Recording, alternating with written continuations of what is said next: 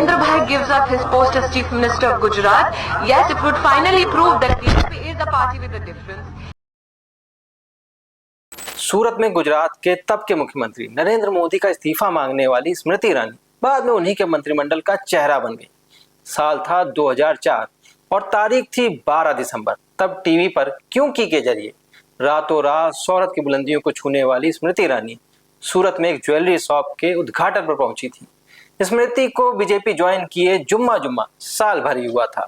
India signing का नारा अस्त हो चुका था, जिसके पीछे गुजरात दंगों को भी कसूरवार ठहराया जा रहा था।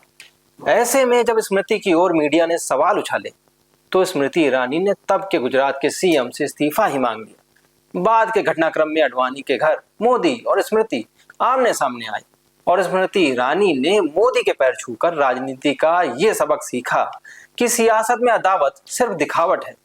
10 साल बाद साल 2014 वही स्मृति ईरानी बगैर लाग लपेट मोदी मंत्रिमंडल का हिस्सा बन गई। मगर उनका उरूज 5 साल बाद आया, जब उन्होंने देश को आईना दिखाया कि जरूरी नहीं है कि राजा का बेटा राजा ही हो। मगर वो भी एक दौर था और ये भी एक दौर है। स्मृति ने जिस टीवी से ऊपर उठकर राजनीति में मकाम बनाया, उसी राजनीति में जब उनकी अनदेखी होने लगी तो स्मृति ईरानी फिर टीवी पर वापस लौट आई। नमस्कार, मैं अनुराग त्रिपाठी। आज बात उस शख्सियत की जिसका जब वक्त ने साथ दिया तो वो बगैर गॉडफादर बुलंदियों की सीढ़ी चढ़ती गई, मगर जब वक्त पलटा तब भी क्या वो खुद को मुकम्मल रख पाएंगी? आइए तलाशते हैं जवाब। स्मृति ईरानी के पिता अजय मल्होत्रा कम पढ़े लिखे थे, जबकि उनकी मां शिवानी बागची ग्रेजुएट थी। पिता की एक किताबों की दुकान थी। घर का खर्च कैसे चलता होगा आपको अंदाजा तो होगा ही। स्मृति ने 18 साल की उम्र में कॉस्मेटिक बेचे, मिस इंडिया के लिए ट्राई किया, जेट एयरवेज में एयर होस्टेस भी नहीं बन सकी, खर्च चलाने के लिए मैकडोनल्ड में 1800 की नौकरी तक की, मीका के एल्बम में बैकग्राउंड डांसर तक रही। स्ट्रगल था कि खत्म होने का नाम ही नहीं ले रहा था। फिर अचानक ही टीवी में काम करने का मौका मिल गया। पहला ब्रेक मिला सीरियल ऊ लाला में। फिर काम की तलाश में स्मृति एकता कपूर तक जा पहुंची। जिस रोल के लिए गई थी वो भी हाथ से फिसल गया। मगर सितारे कब आप पर मेहरबान हो जाए कहा नहीं जा सकता। तो एकता कपूर से पहले उनके ज्योतिष को स्मृति में संभावनाएं दिख गई और उन्हीं के कहने पे एकता कपूर ने स्मृति को क्योंकि सास भी कभी बहू थी में लीड रोल में कास्ट कर लिया। बाकी तो कहानी घर घर की है। तुलसी विरानी के सुंदर सुशील 100 में बहू के किरदार ने उन्हें जो शोहरत बख्शी, उसके आगे बड़े बड़े फिल्म स्टार फीके पड़ गए। 8 साल में 1800 एपिसोड, क्योंकि की अपनी एक अलग फैन फॉलोइंग थी। स्मृति की किस्मत फिर बदलने वाली थी। बीजेपी में महिला नेता गिनती की ही थी। तब के प्रधानमंत्री अटल बिहारी वाजपेयी की तारीफ करके स्मृति सुर्खियों में आई। संयोग से प्रमोद महाजन के संपर्क में भी आ गई। प्रमोद महाजन भी स्मृति की पॉपुलैरिटी से वाकिफ थे, तो दिल्ली में अटल अडवाणी से मुलाकात के बाद स्मृति के लिए बीजेपी के दरवाजे खुल गए।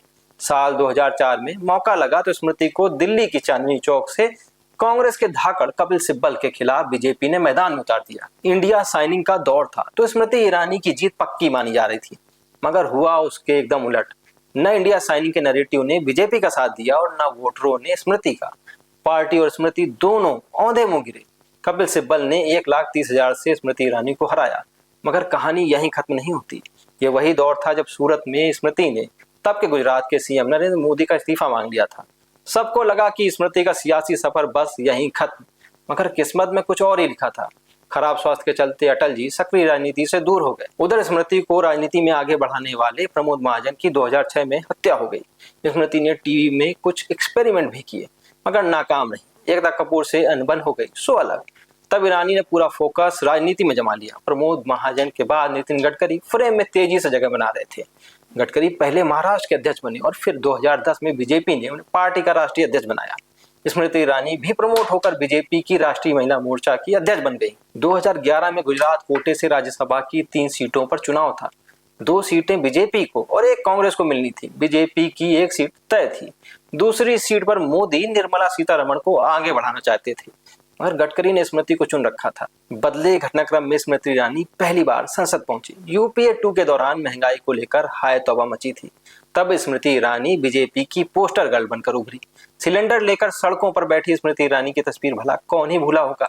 दिल्ली में निर्भया कांड के दौरान भी स्मृति अपनी मौजूदगी दर्ज कराने में कामयाब रही।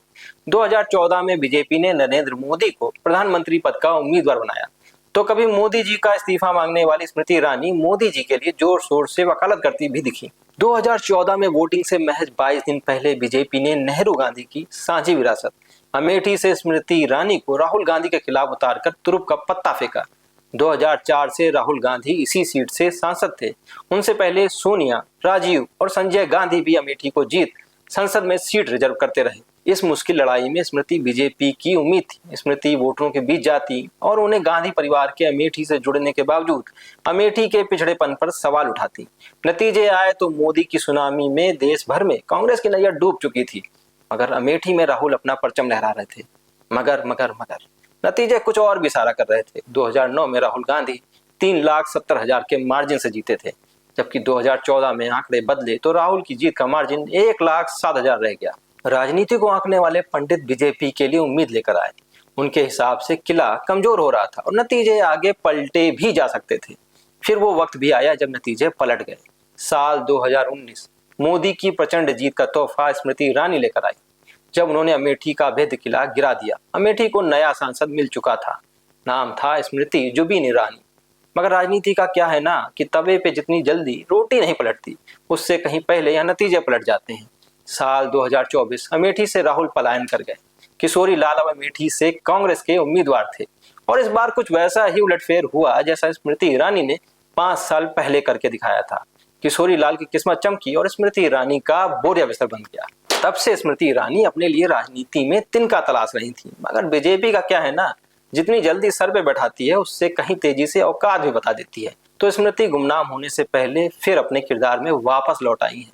देखना दिलचस्प रहेगा कि क्या अब की स्मृति ईरानी वो जादू बिखेर पाती हैं या फिर अतीत बनकर रह जाती हैं। स्मृति की घर वापसी पर क्या सोचते हैं आप? कमेंट बॉक्स में हमें बता सकते हैं। नमस्कार।